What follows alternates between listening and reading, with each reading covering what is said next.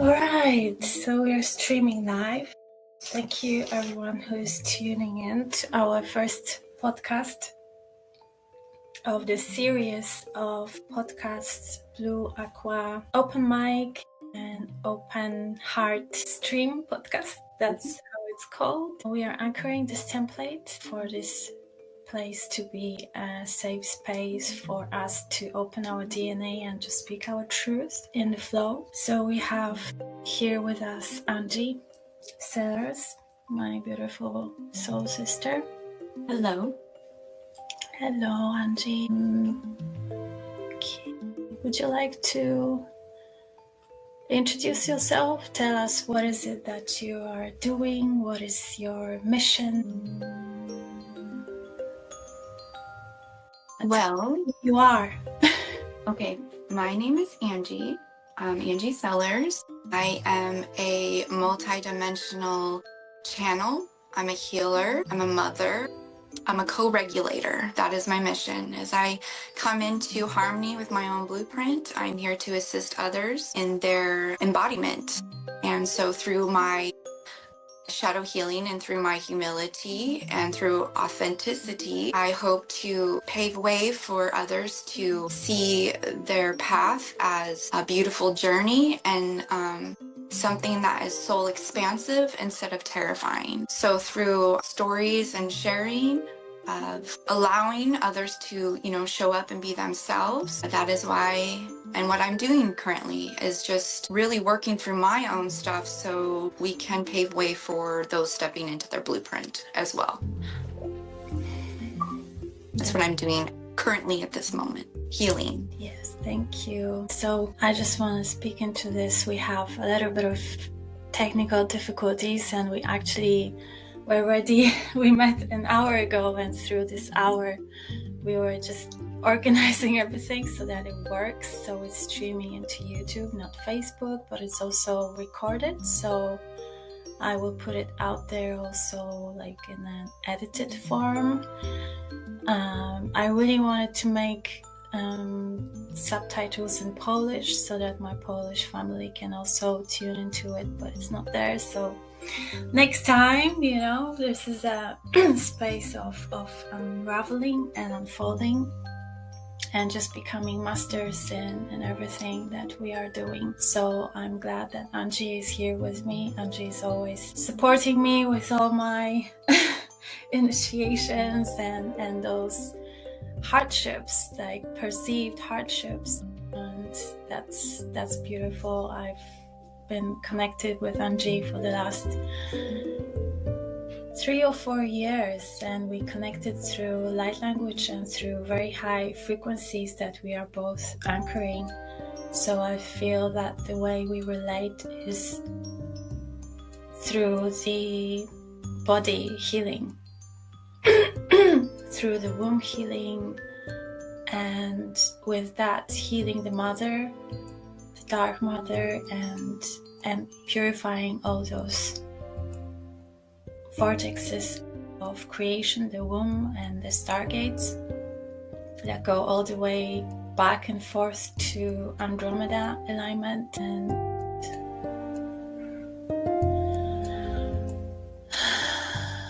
And there's been a lot of grief that's been coming up that is very deep, and not everybody can relate with that depth of grief. And so this is very much a planetary mission that we are both doing together by relating and individually. The idea for this podcast is to anchor sovereignty and to share this. And that's the Aqua field for me, is that we can unravel, and this goes through the shame, through guilt, through grief, all of that. It has to be honored, and then that's the threshold. That's the portal into this new. And that's what I'm also bringing through for everyone, is the impact of accessing that new timeline. So thank you, Angie. And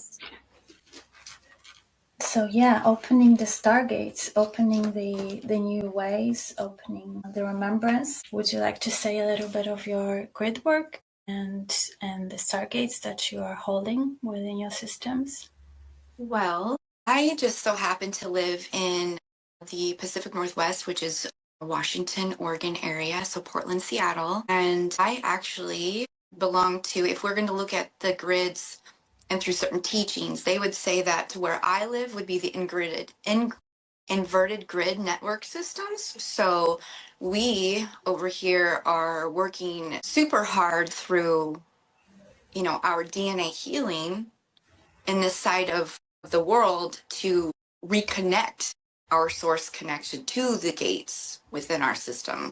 So for me, I do a lot of the Shasta work. I move through a lot of Shasta, but through the mountains. So Mount Adams and Mount Hood. Mount Adams is a Lemurian grid point that the Christic codes come through. So when we get big pushes, big activations of the earth or big solar or eclipse or anything that's big shift, it's like a bottleneck squeeze that comes through, my awareness, and it really is soul directed. And I really am on the Pacific Northwest. I'm over here doing a lot of the reconnection of our lost connection, I guess, our flame. We're reigniting the flame within over here. And it's all very new for me.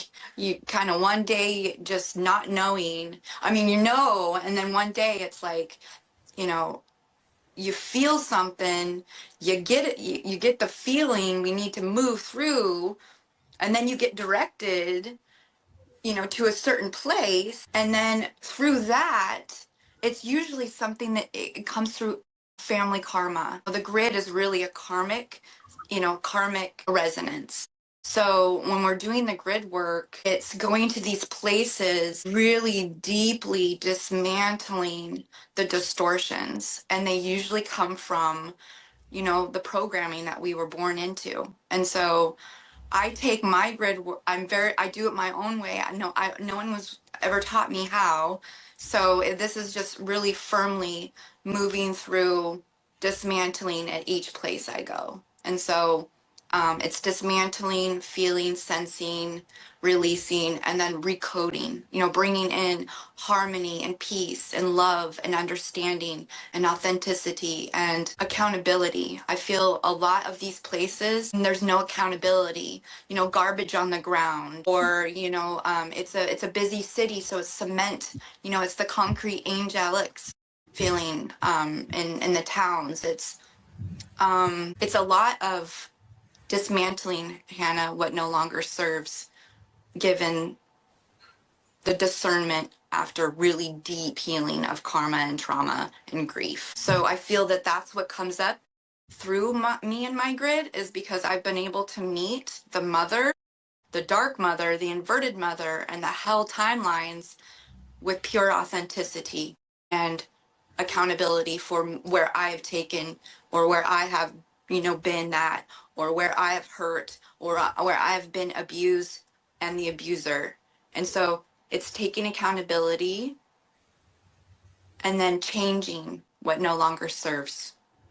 Hannah, that's how I do grid work. Hmm.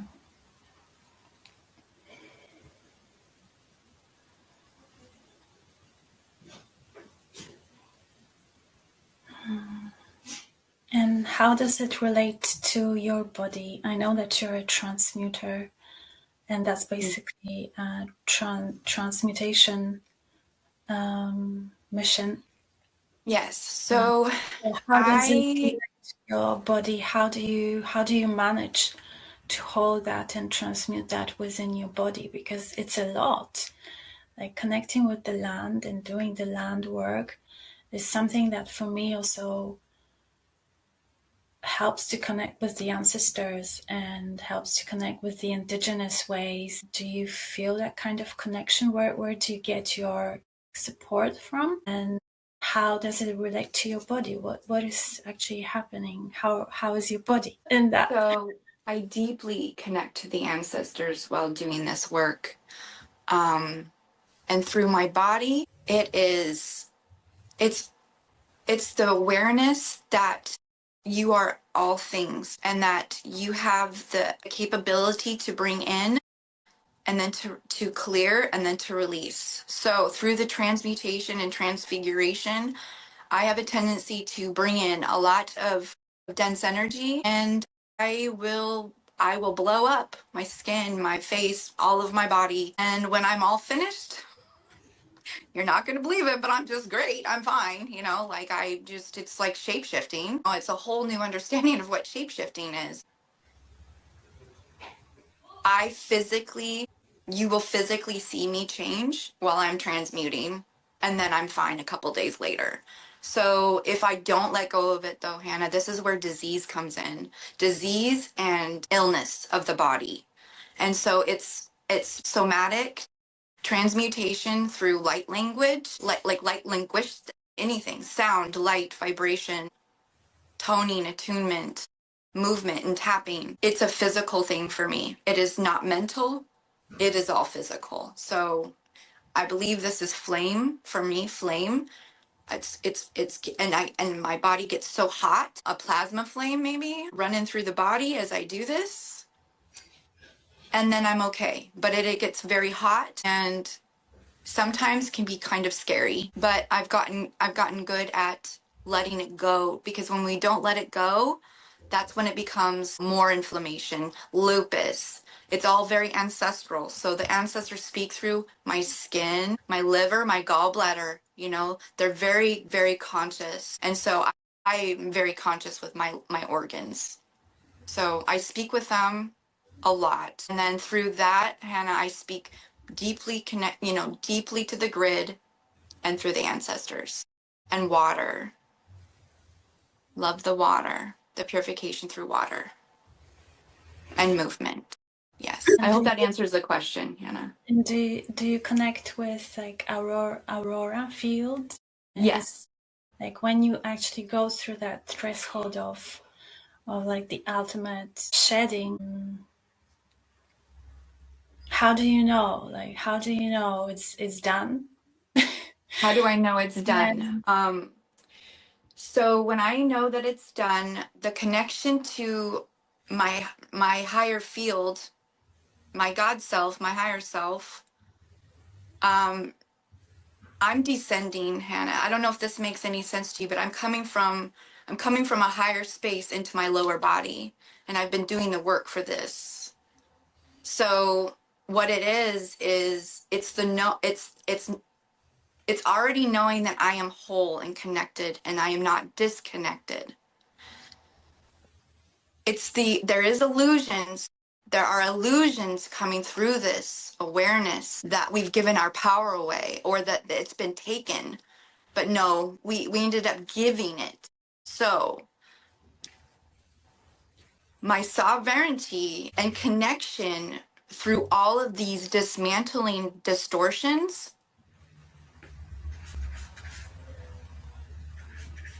it is an internal awareness. And it is a program shedding self when we are fully embodied. And Yeah. a lot of the in-betweens, Hannah, you know, the lower self to the higher self and the things that come in these areas that can be kind of tricky. The soul and the self are subtle. Everything else that is illusion is loud. So when you sit in stillness, you will never be misled.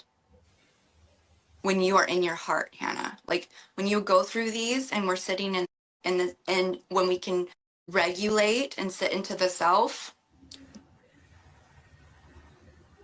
we just know it's done. It is finished, it's done, and you don't ever have to do it again.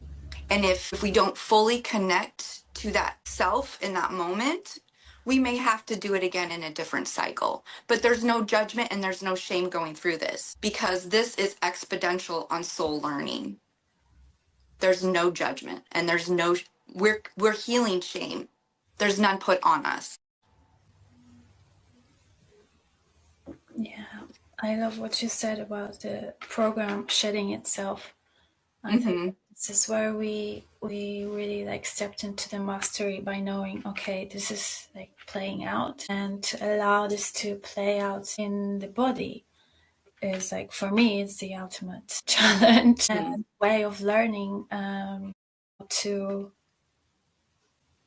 how to activate the body to cleanse itself. But it's then not only the body, it's like all the bodies coming together. All of the bodies, yes. So basically, like for me as well, all the shit has to come through me. And so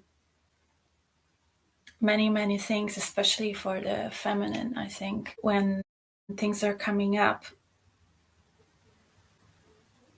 it has to be processed through the body by shaking, by feeling this like expression of that in the body. And it doesn't need to be in reaction to anything outside, but it can also be many times what I can feel now, whatever there is like a play out, it's actually a seeding of these new codes. Do you feel that too? Yes, I do. I do. And it's interesting because I can see simultaneously the old stories playing out. It is mind blowing. I can see the separation, what they speak of. I can see it playing out. Yes.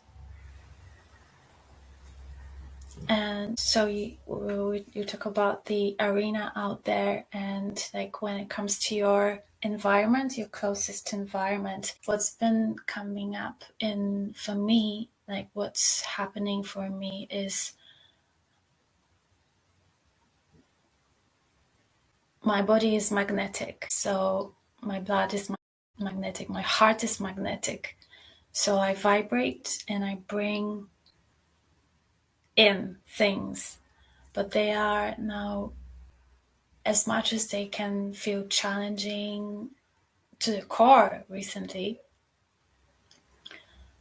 they are to activate us deeper so that we step into that leadership, we step into that mastery. Like for me, it's again all about mastery and connecting with the masters and activating people into their mastery. So for me, it's all about business now. I want to have an epic business, and so everything that I am again doing is like challenged. Like today, we were for an hour we were opening up this thing and doing all the technology, and yeah, the technology is now like everything is just like, yeah, are you resilient enough? Are you resilient enough to continue doing, not to drop this and say, okay, next time or later. There's no later. This is the challenge. This is the test to be resilient, to continue. Like you asked me, or are we doing this podcast today? We don't need to. And I'm like, yeah, we need to do it. Like there is no waiting now. And I know that this is what I'm bringing through for many people. So if you feel triggered, look within. Yes. It's usually where we start when we're feeling triggered. So it's the best place to start is within. And when it comes to ancestors, you mentioned that you connect with very deeply with the ancestors. Is it like the planetary ancestors or your lineage, your bloodline ancestry? How does it come to you? Like what's the way? For me, it's not much about like talking to them. They are literally like speaking through my blood and through my anger. My anger is completely valid, and whatever that it's directed at or created by is now very important for me to not to abandon myself and to stay resilient, stay in my core, and don't fall into anything. And this is not a dialogue as such, but like a full support and fortifying of my body within whatever that is happening. So I'm curious how it shows up for you. That's very resonant into how it shows up for me. I'm very connected to my dad, who I believe was, he was a star being.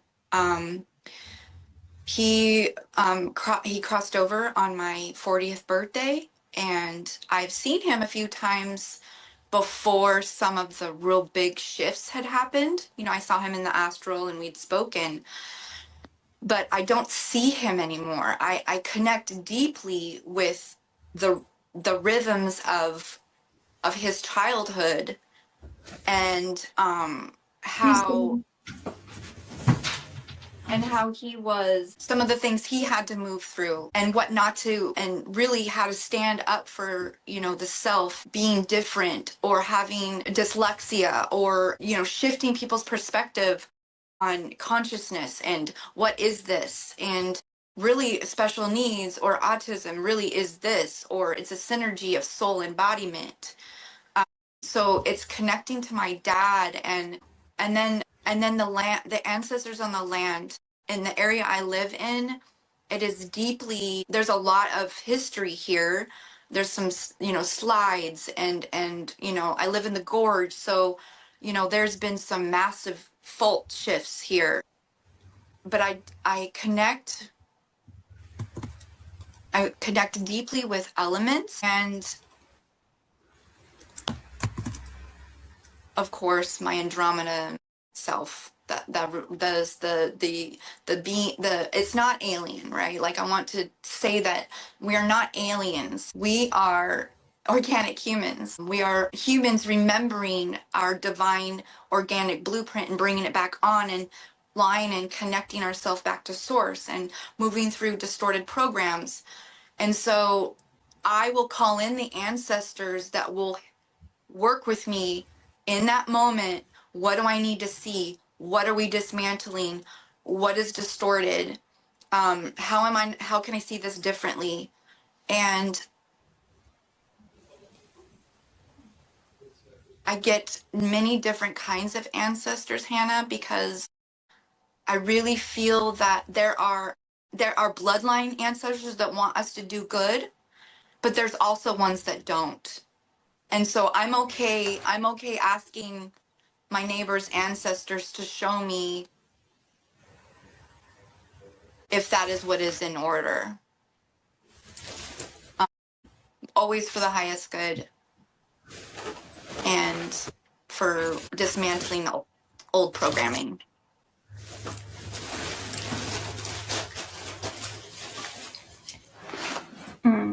I'm very like,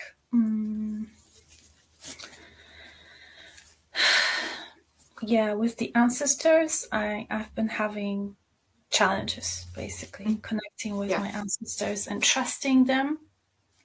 For a long time, I felt that they are just not helpful. They are making it worse for me than better.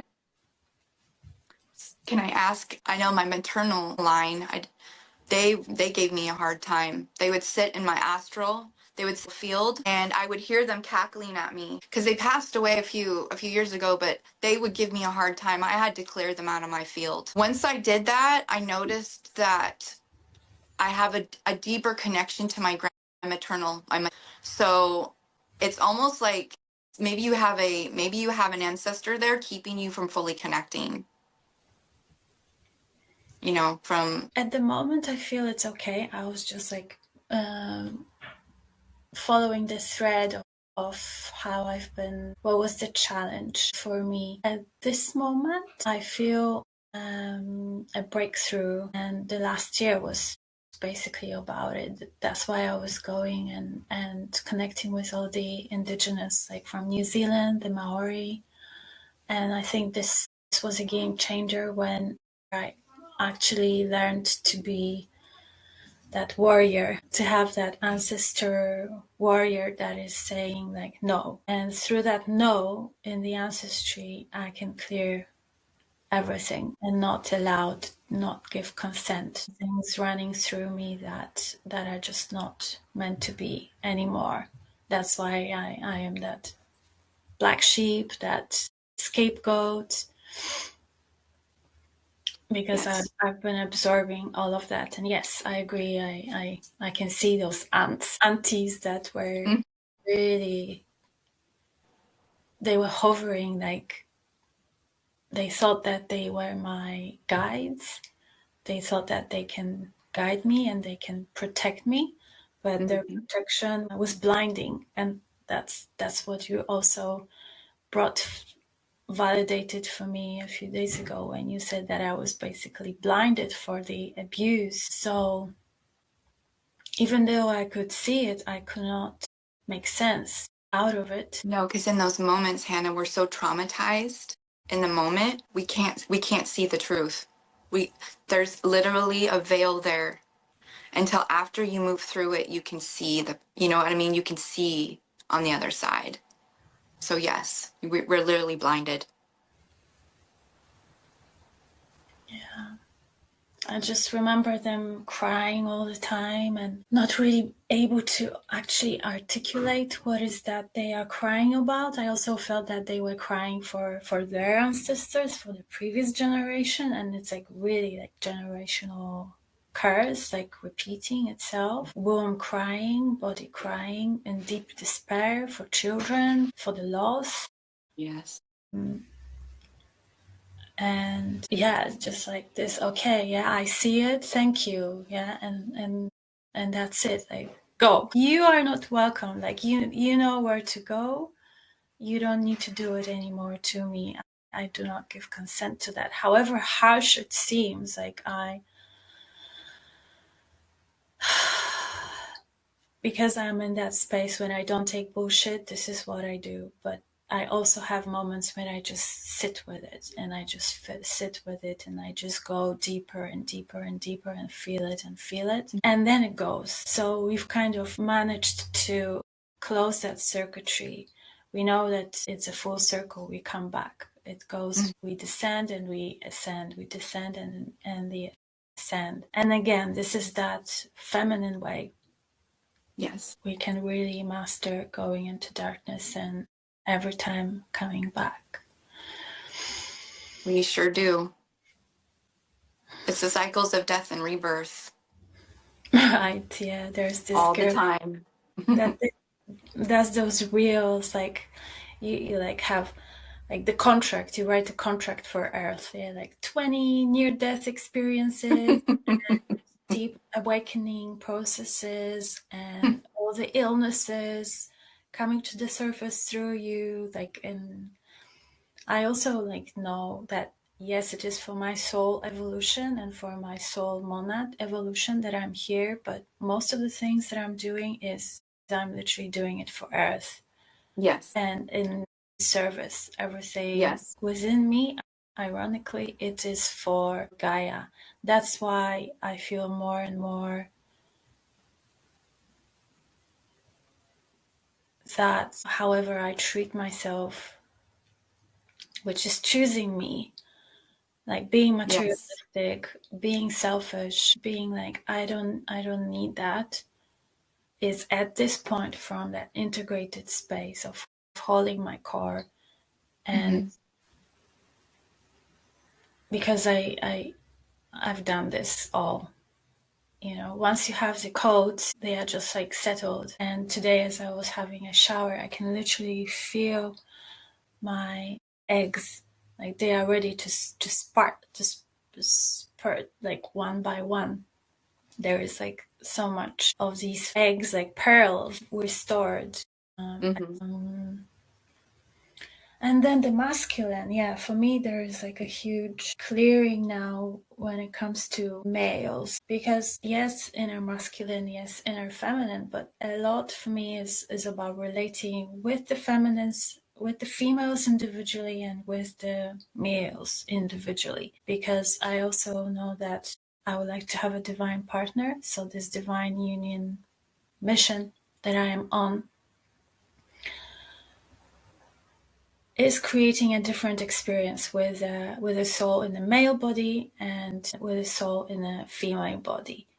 So yes, we are androgynous. Yes, I do feel I hold the codes of androgen, being an androgynous being, God creator, and Mm-hmm. moving a step further from the fact that a female body needs to go through all these cycles of purifying and bleeding. And yes, that it's not necessary for us to go through the pain of birth, that the children can be born in a different way, not through like the sacrifice of the body. But then the birth is actually, when it's done correctly, it's an orgasmic space, which also shows how powerful our bodies are when they are in bliss, when they are ready, and when they are pushed, when we are to push. So yeah, there is so much about the yoni, and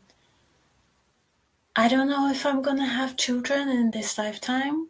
I'm just like, I guess 50-50. For now, I don't see it. I feel I need to focus on me. But this wisdom that I'm seeding may not be for this lifetime, maybe for other lifetimes. I also don't know if that's my last lifetime on Earth. Like, how do you feel? Because there's this idea that as starseeds, like on a mission, this is our like mastery lifetime, and we are done. Do you feel that way? I feel like, Hannah, and we can go through this on a different podcast, like the whole thing, but I feel like that I've had being a mother, going through my own journey, DNA ascension, that we are reconnecting our, our gates within to not, to leave and come as we wish. So I do believe that this was our last third dimensional experience, because I do believe that. I do believe I'm coming to be here for a while, but through choice, not through forced reincarnation traps. Yeah. Because the gate, the Ark of the Covenant, or I don't, the gates, the gates out of here are within our healing abilities, and through going collapsing of those,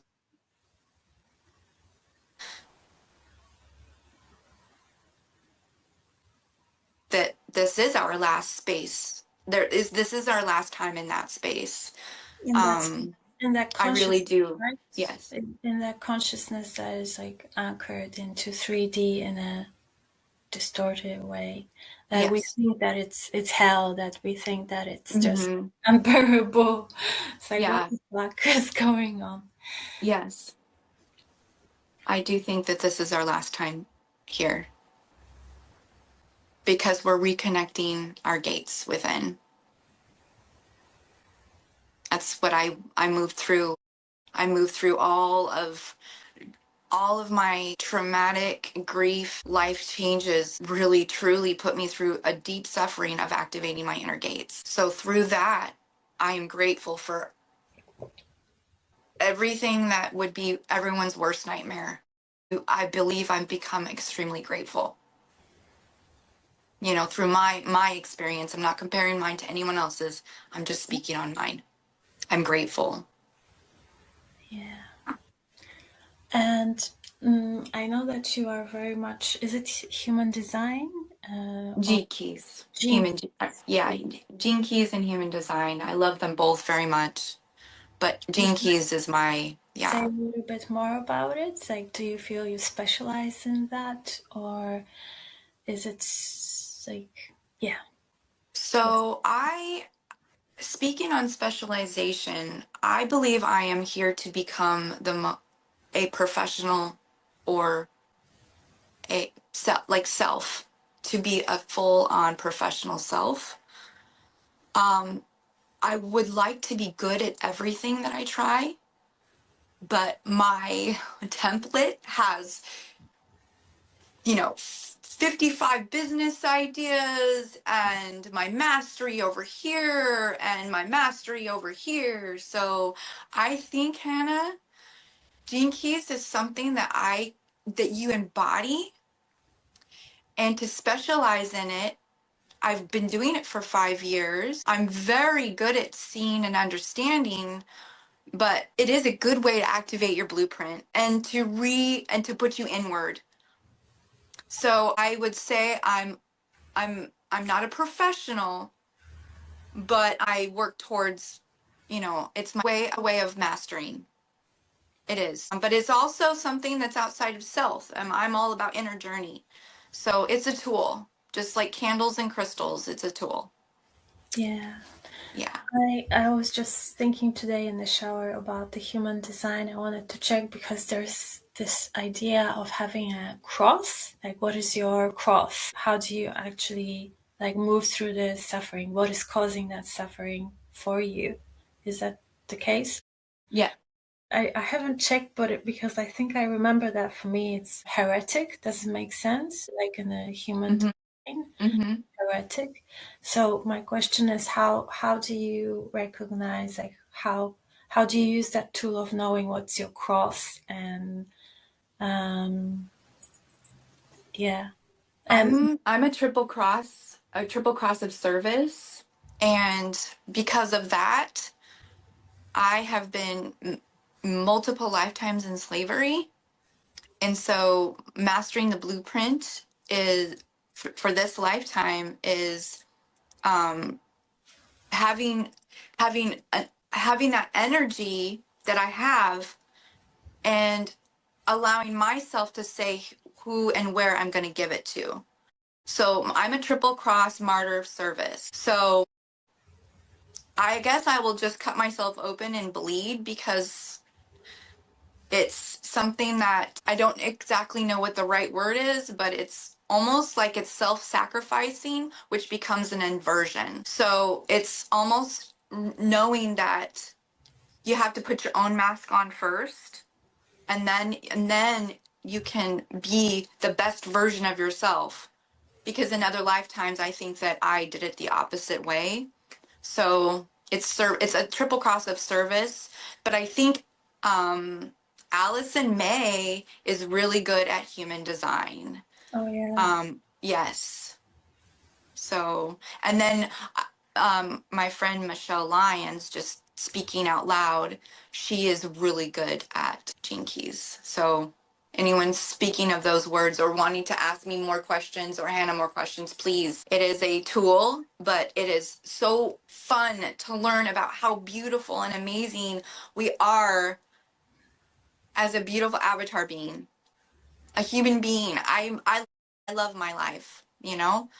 Even the suffering is humility, you know? It's beautiful when you can it's beautiful when you can have this, okay, this space allows for you to see that what you've been through is beautiful. So Hannah, thank you for allowing me to be authentic in this space, because you can't just go and be beautiful in certain spaces without feeling, safe. So thank you. I feel safe in your space to be authentic and to share that this path is beautiful. Thank you. Yeah, Yeah. that's been a thing. And that's the tricky part, so that we create a safe space, but safe space Hmm. of sovereignty, Yeah. if that makes sense. And that's what we've been cultivating in those sisterhood circles, right? I think it's Hmm. important for the females to weave that we are safe. And I know, like from the past that I've had and with the females that I've been encountering throughout, my clients, my sisters, like there was a lot of abuse still Yeah. from the patriarchy playing out. And there's like this middle spot of being sovereign but also being held. When we need to be held, when we seek out help, is when we actually can deeper Hmm. unravel ourselves. Hmm.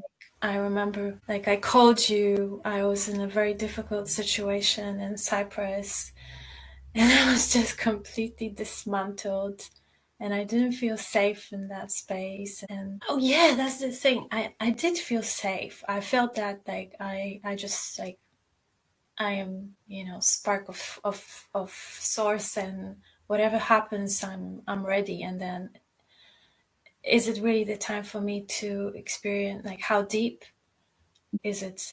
Death? Is it what? Am I going to be really in danger, or what's gonna happen? Um, and then I remember I called you, and you just allowed me to rant at how horrible I feel and what just horrible happens to me. And that's what Allison also was giving me. It's like therapy. I just have a therapist that is just listening to me, and I can just shed and just shed, and then be like, okay, like I know what I gotta do, but I can't suppress it. And if there's no one in the environment that can hold for me, I can reach out and receive that from someone that is on the other side of the planet. That's why I'm so grateful for you, Angie.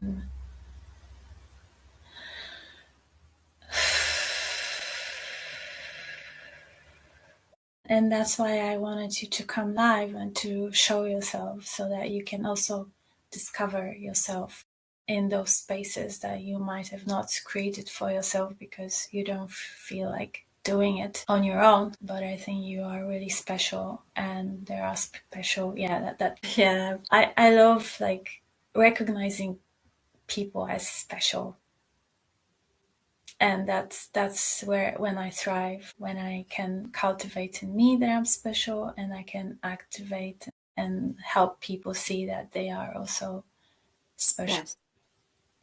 Yes. I something I also, I've kind of had to learn the hard way with is that I do know that that is part of soul mission, is to activate the light within others by being the most highest version of yourself. And it's not always welcomed, and it's not always liked and appreciated. It's actually the archetype of the woman, feminine. You know,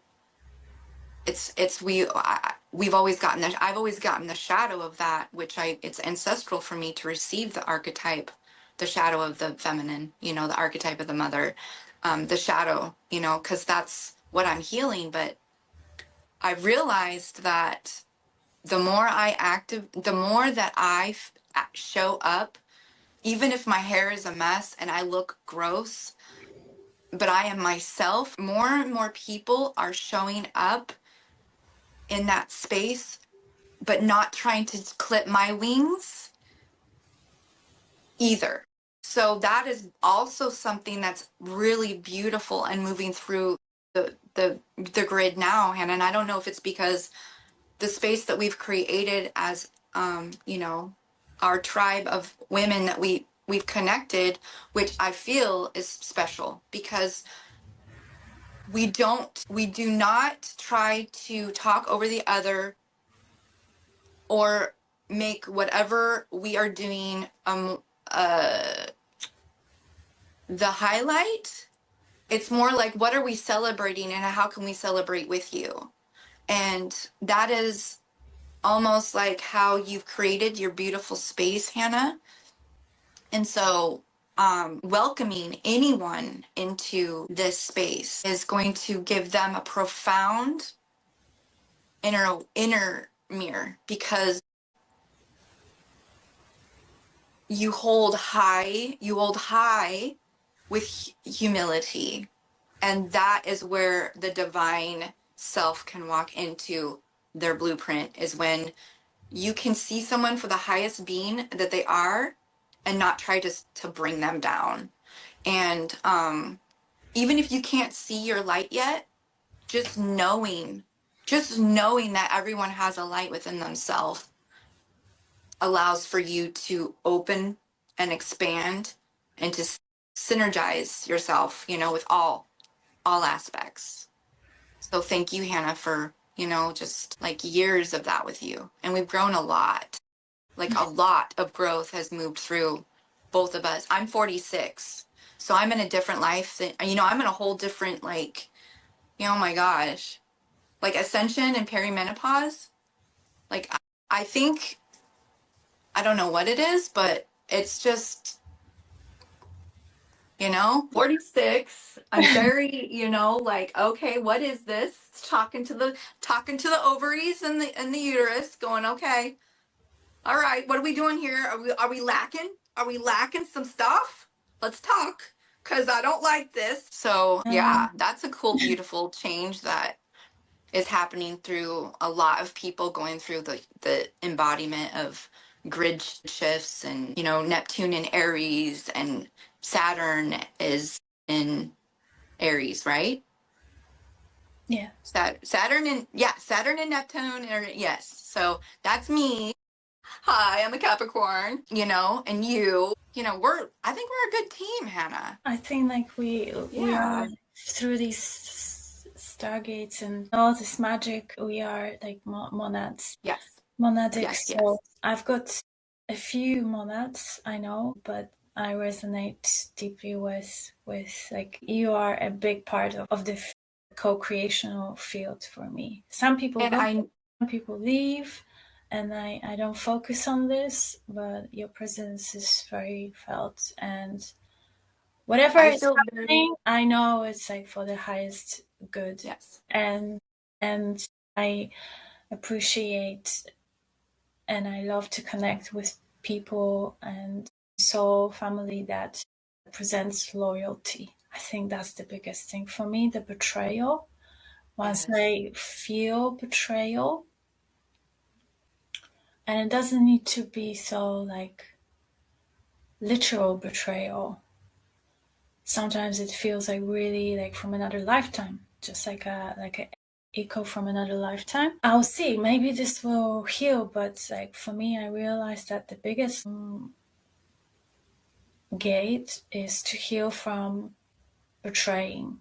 Self-betrayal, of course, like as the first one, but then the betrayal in general, and that I was entangled in these. Have I betrayed anyone? I don't know, because I didn't betray any of my partners. I was betrayed, but I was accused of betrayal for my first partner for all the years that we were, the father of my child. He was like really, even when I was pregnant, he thought that I have sex with someone else, which is absolutely ridiculous and traumatizing. But yeah, I think there's, and then there's that collective of souls that I feel I'm connecting with again. So that's why it's like in a phase. Okay, so what about this betrayal from Atlantis? Uh-huh. Are we going Yes. to repeat that cycle of betrayal? Because it's like really intricate entanglement into illusion. And so I think for me that's the last, and for many, as I can see, that's the last shed of the heart fully opening and trusting not only yourself or like your path, but trusting others. This has been a big thing. Like, can I trust you? You need to like prove that you are worthy of trust. And I think that full trust you can get when someone is present and like really giving you that focus and really giving you, yes, you are special. You are special, and that's why you are special to me. And judge you, and you don't judge me. And once it's like so deeply anchored, and I feel like we've anchored that, and I can share it now with other females that I come across that are a bit guarded at the beginning with me. Yes. But through being present, I don't need to really prove, but I can just be, just being present. And then it's like, okay, all right, she's actually cool. She's giving me that neutrality field, that, and that's what also Alison said. I'm gonna a bit, talk about myself. I know we are to gain all the information through our inner work, but then there is always the external that can really beautifully validate, and we can Of collect course. all of that about ourselves through others. Yes. So I know that there are people out there who, especially priestesses or like people who have like high leader ego, think that I don't go to other healers. I know it's there.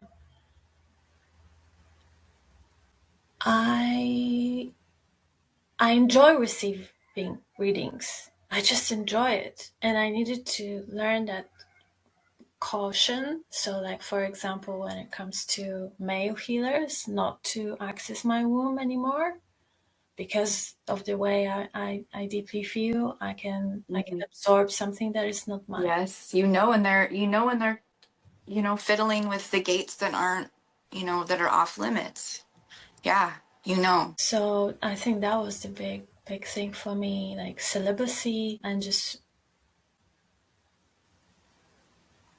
not allowing, because I felt like I was just speaking yes, yes, yes, and then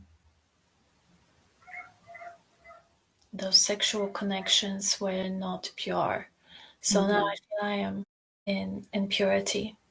Mm-hmm. It feels so amazing. Like my womb feels like finally sealed Mm-hmm. at all levels, so that whenever I feel a cramping or whenever I feel like pain in there, I know that it's giving me some information that it's just my system, me just restructuring and recreating everything that is within me. So it's not mine. I mean, it's it's not mine, whatever is happening, but what is happening in me, it's mine. If that makes sense. Yeah, we are like navigating in between, feeling that we are in a pool of unity consciousness. Yes. And there is this, okay, but this is my body, this is my temple. Do not cross my gates without permission. And how can I do it? Like, I know, I also wanted to ask you, what do you know about that heretic cross? Because for me, it's been about overgiving. But what I know now is that I need to honor my wisdom and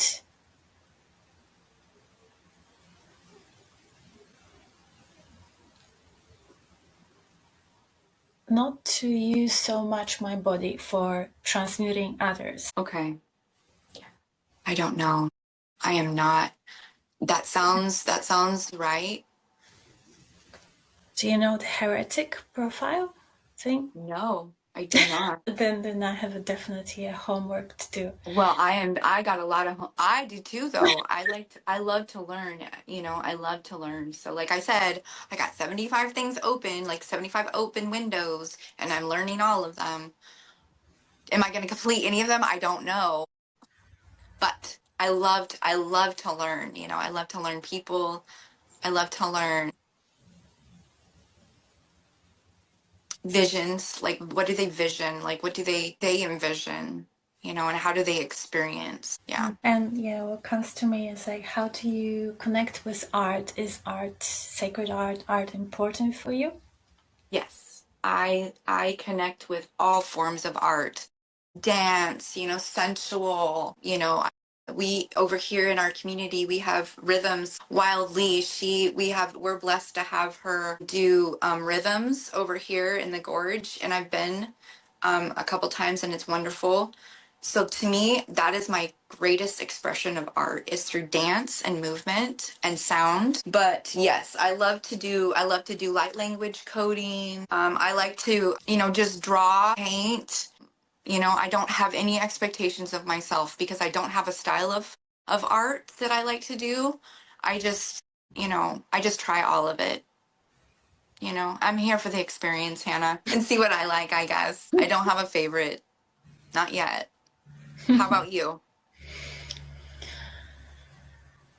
I think I don't have a favorite either. I just do so many things. I think I'm still to learn what is my favorite, because things come and go. Like, I've been creating jewelry and art tools for years, but I'm not consistent with it that much. I feel it just comes and goes. That's the shapeshifter thing that we need to embrace. We can do lots of things, and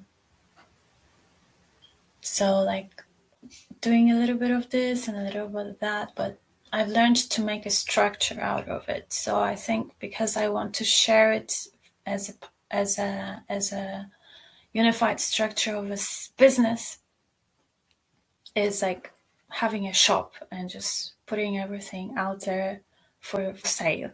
That's what's Mm-hmm. actually making the biggest, the most satisfying funnel for all of that. Because I feel like, yeah, again, like I don't need to do anything. And that's the portal to this higher like the reality, when we will no longer be doing those things. And I feel my hands, like We don't really need to like mold the matter because it's gonna be painting in plasma, painting in light, Weaving. Yeah, weaving. or just like moving things, you know, with our consciousness, like how it was, like, or creating prototype for something, and then anyone else can recreate it, creating a beautiful dress, and then I don't need to make all of these things so that it's accessible for everyone, like creating a shop or like putting it out there, like taking photos. Yeah, I see like there is like a really amazing Polish artist that is purely focused on creating jewelry, and wire wrapping and making bracelets, and she's like working 11 hours a day. She's saying that on her reels, like she's every day working with copper, using those screws, like doing all day that, and then 11 hours a day, and then she's got like a lot of customers buying this. So but then it's like I want to chill on my body, and that's why I think the next stargates and grids that I will be visiting will be focused on that, how to be non-doing and to have everything sorted, how to create the mechanics that everything is running itself. Not necessarily using AI, but AI is helpful, especially when it comes to this kind of technology that we are using now. So I feel it's like a program for the technology that is being used at the moment, but it Yes. will invalidate once we will have connection with the, yeah, now I run.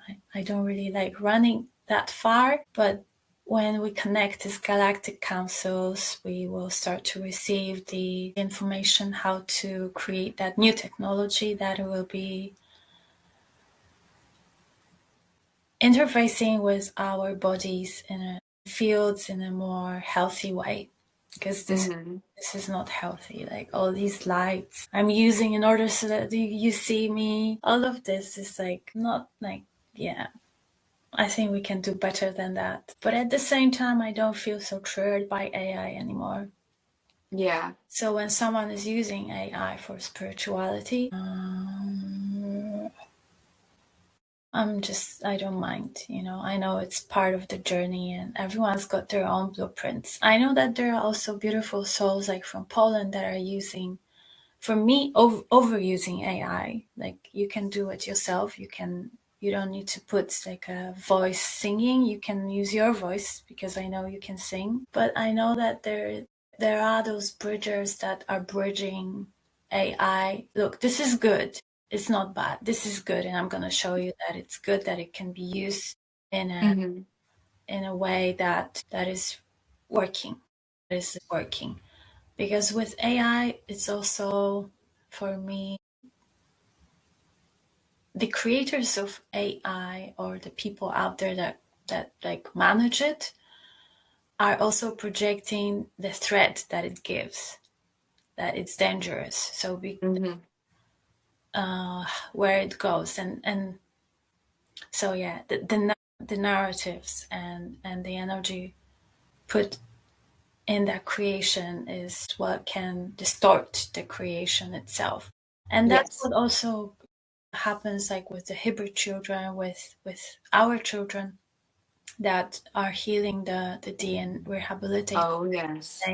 Oh, that yes. are structured to be interfacing with the darkness even more than Yeah. we are, and Yeah. to understand and not to still judge that evolution. And that's where I feel truly compassionate and honoring towards my daughter, towards your son, and the work that we've been doing to understand them and to support them. They are doing so much work, Hannah. And it's And I'm talking about those teenage. yep. We've got like little babies, like 5, Mm-hmm. 6 year olds that are very awakened Mm-hmm. and connected, Mm-hmm. that hold that joy, bliss. And then there are those teenagers, our children that go through depression, all the illnesses, all those brain and nervous system malfunctions that are perceived as malfunctions, but they just need to be integrated correctly. Coming back to autism, would you like to say a little bit what, because I know that this is your lifetime work. Yes. Cracking the autism. Yes. So just a little story. I'm an autistic mom. My son Christopher, who crossed over in 2023, was diagnosed with autism. He had cerebral palsy and other umbrella of earthly diagnoses. But as he went through his, oh my gosh, look at that. As he went through his embodiment or his activation, his blueprint activation, because he and I were soul connected, I too went through most of his, and I believe that this is where twin flame gets a rap of only romantic, whereas my twin was my son this lifetime.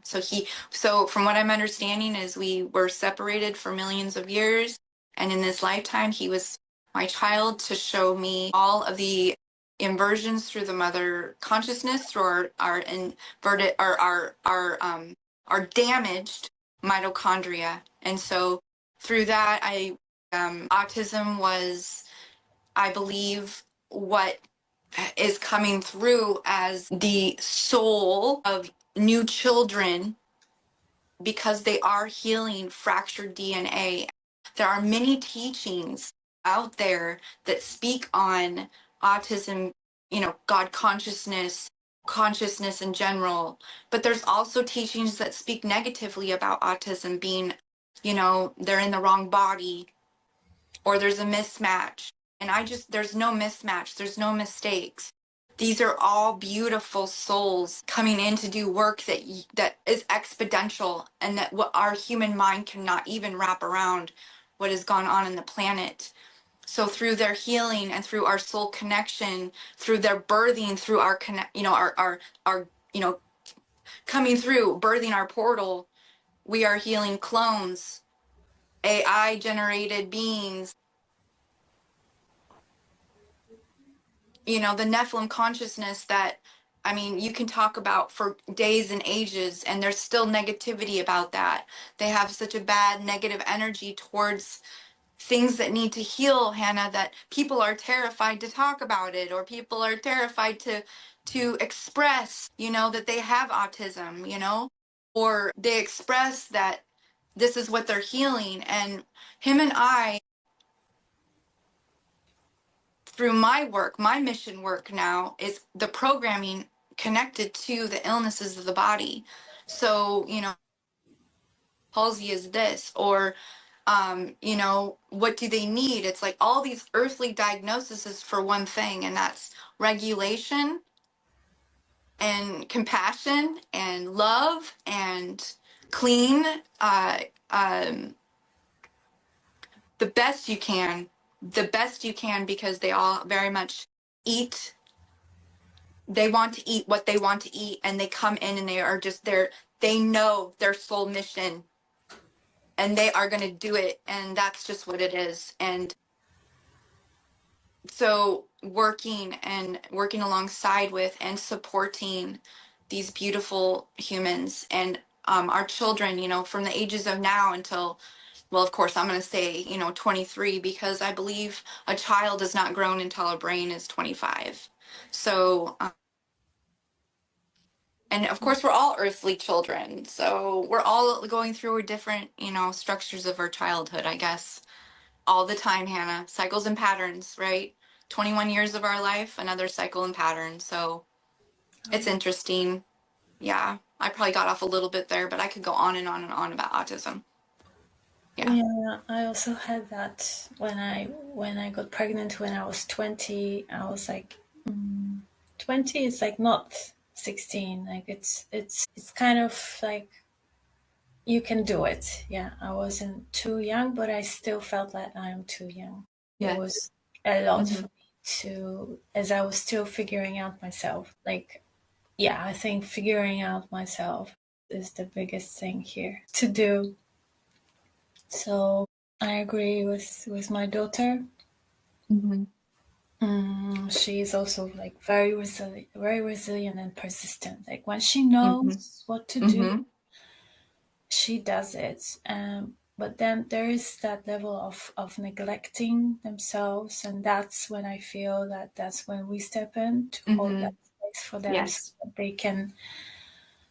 And they teach sovereignty, because if you tell them to do something, they won't do it. You need to Yeah. wait for them to be ready to do it, Yeah. or even not do it at all. But Mm-hmm. just caring for them, Yes. you can bring that support, because they will do things anyway, like the way they want. And so it's like really a trial process. So not everyone can get it, especially in the, like, I mean, the ascension community. Yes. And Yes. like those that, like, yeah, we've got those indigos, different indigos types. Those Yes. are to hover out there. It's very difficult for them to understand what is the point of going there into those fallen behaviors and ways. So, like, I just had a big situation. I have a friend that he may also come to the podcast that will be in the physical in Poland here. We've just started manifesting that. Yeah, he wanted to tell my daughter that she should not eat meat and everything behind it, that don't go to McDonald's because you eat babies in that meat, or like it's suffering, like all of the things that I know that she knows. Mm-hmm. She's just like looking at him, how defensive you are when you talk about it. Because I do trust that if she's eating meat, she needs it. And she's Mm-hmm. still at that level of density that it helps her actually Mm-hmm. process that level of density that she's moving through. So I Mm-hmm. have also like a full trust whenever I'm Mm-hmm. drawn to meat, is because I need to process something. Absolutely. Uh, Absolutely, Hannah. and it doesn't mean that I'm not spiritual. It doesn't mean that I'm That's not right. in alignment. That's right. Um, but at the same time, I feel it's ceasing to exist. Like I am with this new energy, it's all about purification, and I find myself making double choice, like second choice, like when I'm Mm-hmm. almost to eat that fish, because there was like salmon and I was almost to taste it, I decided not to. Okay, like let's rewrite it. When you have a craving for that and you really feel you don't need it anymore, it's like just like a craving, or for the flavor, you can replace it with something else. Yeah, I really started now again to make some food, but Can I say something while we're on this, just about the meat and about proteins and things like that? Through the gene keys and gene key 55, the gene keys talk a lot about the amino acids that we need to activate our DNA and to be supported through the structures. Histine, I think is 55. It's activated through proteins that you get through eggs, beans, and meat and fish. Okay. But the reason this is an important amino acid is because it is an amino acid that activates our solar plexus. The genetic mutation that's happening through our DNA that will evolve, I believe, our lower self up through our body grid or our gate or however everyone's going to experience this. But we need the power and the electricity and the muscle to do this. And I believe that if we go down every diet, because we need all of it, right, Hannah? So just doing what soul says and not like hardcore meatless eater, vegetarian, vegan, things like that. I do understand everyone's perspective on food, but something that has never been done through the human physical body as a planet before. And I think that we need the energy and the light. And the only way we're going to know that is if we do focus on our soul. Like you said, your daughter's going to know the truth. She's going to know when to stop. And so are you. So I just really wanted to say that because there are so many people that have, to me, that have food avoidance, which, because of that and the fear of, I'm not being holy, I'm not being spiritual, but you're being spiritual when you listen to that sound, the voice Exactly. inside. That's spiritual when you're listening. So I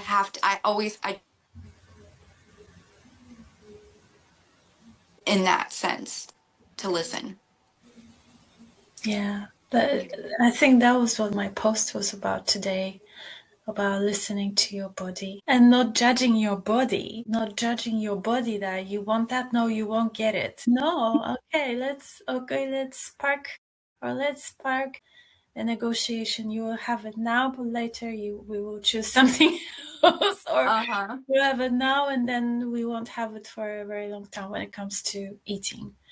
Uh-huh. I remember on Waikiki Island, I had a really beautiful honor to hang out with a friend, Dan, his name is, and he was a carnivore. He was spiritual. He was doing cacao ceremony every morning Mm-hmm. for everyone with the sunrise in front of a Mm-hmm. mountain for free.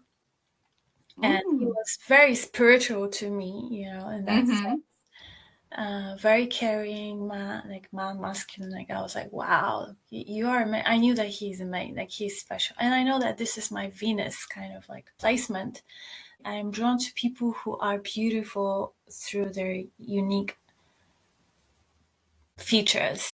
Okay. That they are doing something that they love, and that this is like unique. They don't hold back. I don't know. They don't limit themselves. So yeah, the cacao ceremonies, and then the carnivore spirit, like he was keto, just on meat, and just like chopping that meat, and then when I see a person that is really taking care of that meat, then I know that the energy is good, and then I know that I can transmute basically everything that will be absorbed through me. And I think that's the power that I received when I got the injection in prison. Half an hour I was just sitting with my body and collecting the yeses, that can we do it, can we do it, can we do it. And when I said yes, I can transmute it, then I got this injection. So when I get convinced and I get that this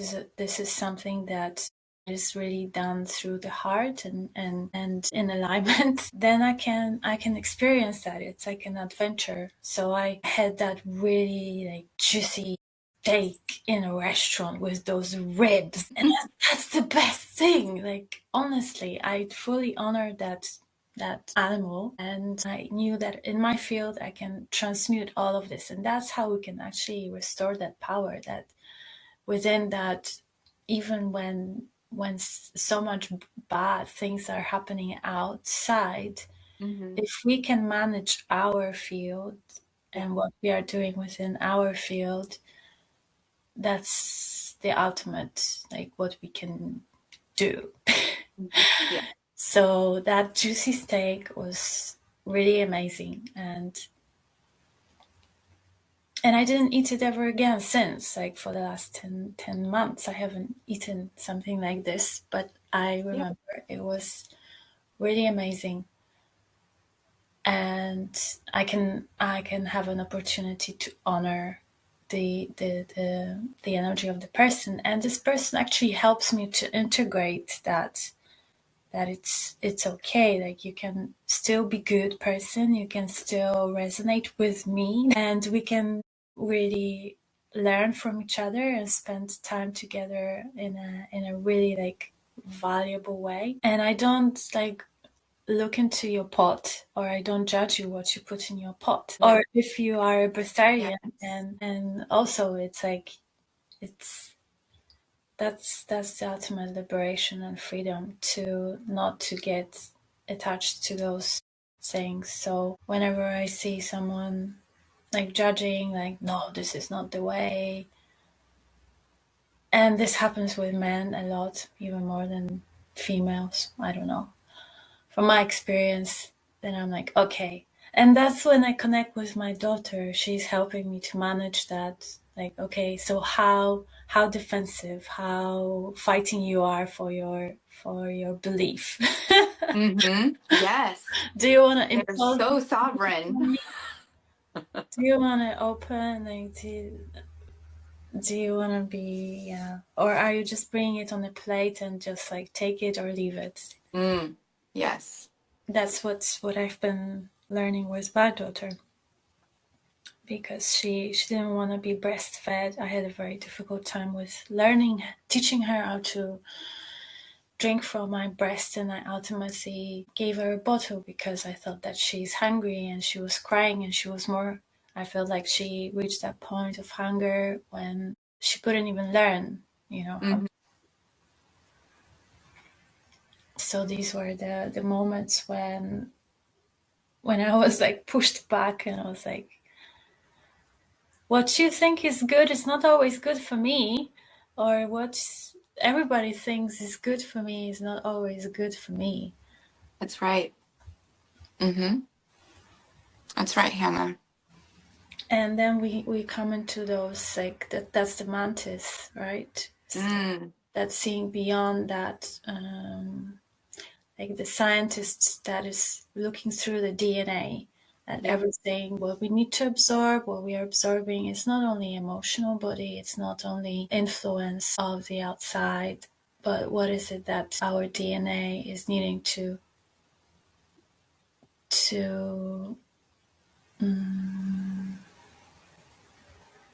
I don't want to say express, because it's not expression. I'm just speaking to my DNA. To activate and to be working as a whole system. Because you're bringing the signal back on and then back in, you're bringing the signal back in and turning it back on. So that's kind of like how I experience moving through. It's almost like it's like an activation and a dismantling all at once. Yeah. And then moving forward with that. That's how I experience that part. And that's when the shame steps in, because we know we sometimes do things that may be considered as shameful or accepted. Yes. But there is that deep knowing that for us, in order to express fully who we are, we just need to do it. Because that's bringing the shadow forward, when we For example, like going to 5-star hotels and having a permission slip to go to sauna and go to dinner and have a full plate, because otherwise I won't buy it for myself because I am fasting. Oh yeah, that's fun. But yeah, I wanted to mention something about this. Yeah.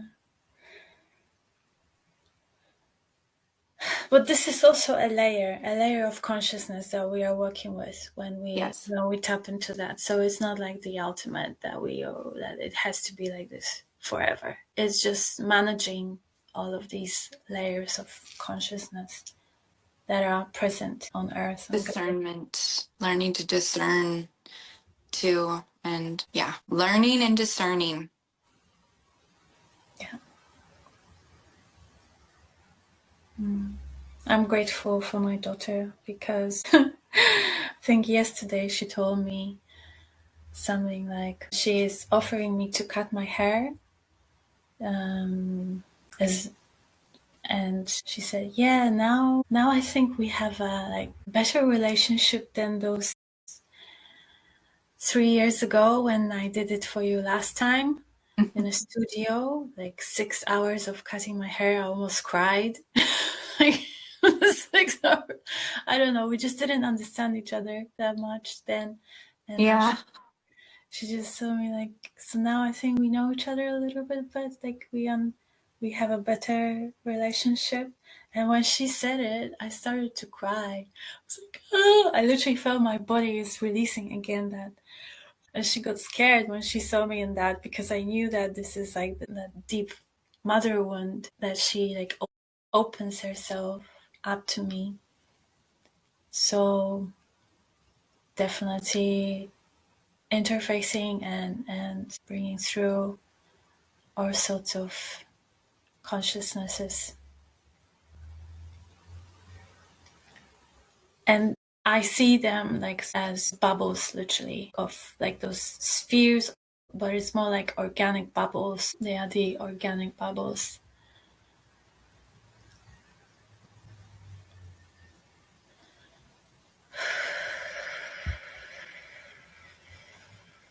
Because we are hybrids. Humanity is hybridized. Yeah, we No, really are. yes. We are definitely, and, when we get into really deep conversation, like next time, we can make it, we can even have this as something we talk about, but it's really, what are we dismantling? What are our children dismantling? Because we are hybrids, and the consciousness that is being brought up through their bodies, and we can see them through, how we were parented. So it's that deep dive into, as a hybrid child or human, adult, however, because I still believe we're all children. There is also on the planet those systems and programs in place that is directed to the lower bodies, making us feel shameful, grief, and guilt because we are hybrids. So there's a lot of things to work through, and our children are just beautiful bubbles, spheres of these lights that are coming into harmony. And it's just beautiful. Harmony of the spheres, really. It's lovely. I feel it. Even through the poison that is being, you know, bled through, the truth that's coming out. I have so much hope. And I just know that by what I've been through and what a lot of people can go through, the worst thing that ever happened to them, they can see what's happening now and have so much hope. I really inside feel that, Hannah. There's so much hope and I just wanted to ask you something because yeah. when we speak about hope, I immediately feel the Lyran Mm. energy, and I wanted to ask you if you can define the connection with the Lyran karma that you with your son is. Do you feel? Because I know Yes, there's also. definitely.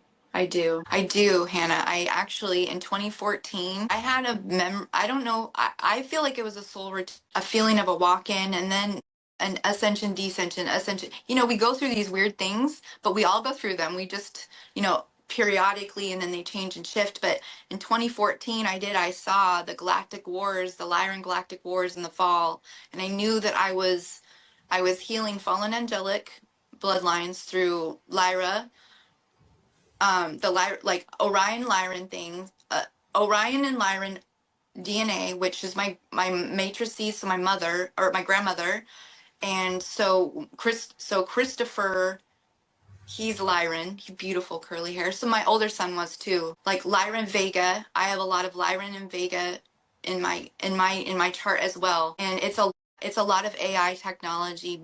It feels like burning your skin through DNA activation, and through that you will have activated memories of the Lyra and where we come from and what we've been through, and they're very much inside of our DNA. And so Christopher and I went through all of the Galactic Wars, and like implants and chip removals. We went through a lot of that, and how we did that, through each other. And he helped me understand that what I was experiencing most of the time, Hannah.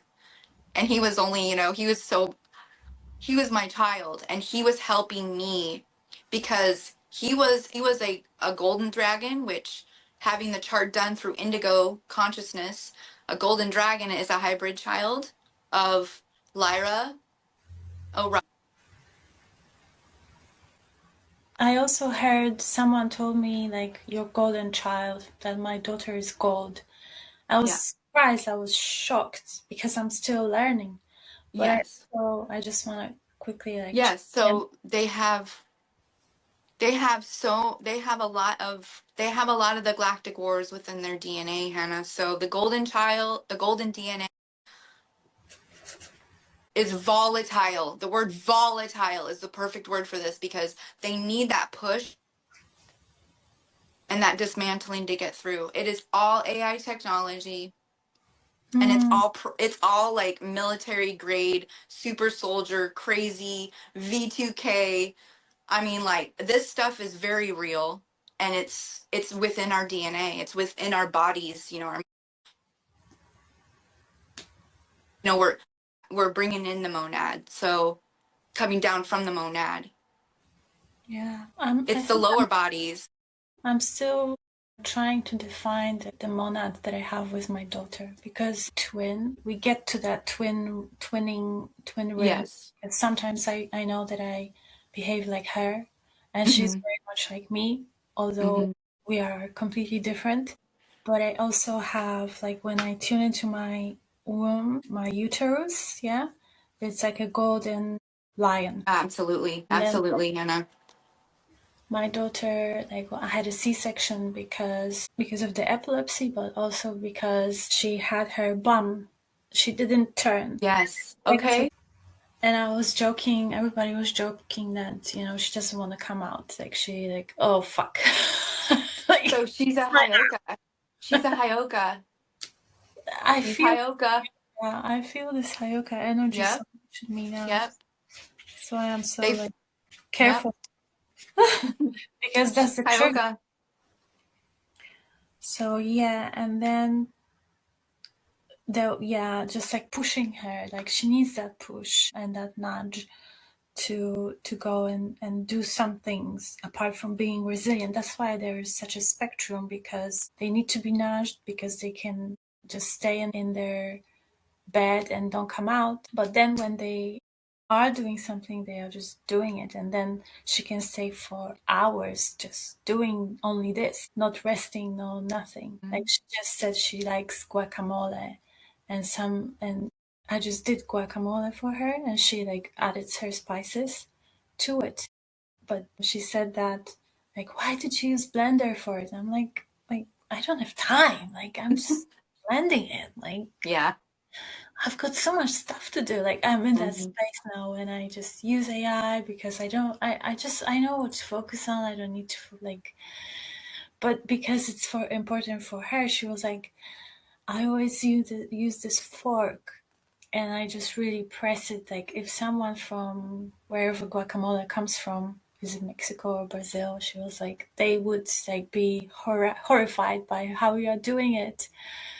Oh, And she then told you, Mom. Oh keeps my gosh. doing it. She keeps telling me off, yeah, but I love it now. I just let her do it. Yeah. It's her practice field, Mm-hmm. of that agency and knowing what she is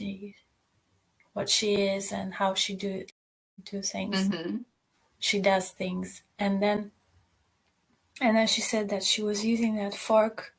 Last time she was making guacamole, she was doing it so much that she fainted on the floor, because, like, she was doing it for so long, Oh. so, like, so much force in it that she said that she Uh-huh. fell on the floor. I was like, and for me, it's like, I don't get it. I'm just like, I don't get it, but, like, okay, but that's why I use Blender. So it's not like, don't do it. Like, are you crazy? It's more like, okay, but I am doing this. Yeah, like, just navigating it, because I know that whatever I can bring through, when I'm bringing it through for her in an incorrect way, she will not take it. Mm-hmm. Yeah. So with the breastfeeding, I think I was forcing her to be breastfed, and Mm-hmm. that was like on an energy level, it happens that she was refusing to do it. Yeah, that makes sense. And I felt also when she landed in my womb that she basically saved me, because I would, like, kill myself, because there was a point that was, like, really that time when I felt no point in staying on Earth, that the game was not my game. Like, I was empty, completely Mm-hmm. empty. No mission, no sense of mission, just like my life was off. And then she came. So yeah, I would like to bring that gold, in that relationship between us. Because I think that's where we start, like business, like how can you make your business work, how can you bring that into your field, because I also feel that she's got a lot of that royal energy. Like she's very royal. When she's the highest form, she's like this, literally. I'm like, wow, I love it, you know. She needs to remember that, and Yes. when it's time to completely embody it. So yeah, there is a lot from the Lyra. Thank you for bringing. Yes. The Yeah, golden. Yes. and that's what I love, like the science that we are birthing, science of the DNA, of being DNA level, because like if we see the science, the biology, the science that was until now that was telling us that there are only 2 strands of DNA, it's obvious that it's incomplete. Absolutely. Absolutely. So the science of the like full 12 strand activation is the new way. I feel like, yeah, if I get to be a scientist fully in this lifetime, that will be fun, because we've got all of this covered, and we are just shifting into those what is most necessary at the moment. Yes. So I've already been in that scientific, like biologist scientific Yes. thing, but I also Yep. know that it kind of excludes what I'm still processing. So, but it's coming. So thank you that we can tune into it and Yeah. bring you through, because that's the mind breaker, mind fucker, basically, to really get down with it. And yeah, and be those scientists that can literally, through speaking about it, we can weave these new systems into That the is field. that is right. Through, yeah, because when we learn, so like our being our own doctor, our own healer, our own scientist, our own physicist, astrophysicist, and knowing, knowing how we work, that's kind of like the chemistry. Well, when we turn on the chemistry, start, manifesting with our hands, like you were speaking in the beginning, and it's turning back then the chemicals that were been shut off for so long. So, that's I think, yes, it's Three science. movements, yeah. Yeah.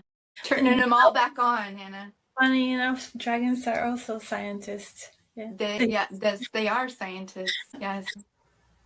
I think this would be fun to dive deeper through the podcasts about it, because that's Yes. something that is also coming for the collective rather than just for us individually. And that's the co-creative part. And we start to get in groups and pairs and just play with science. I was also thinking today about like how everything was at school separated: biology, science, chemistry,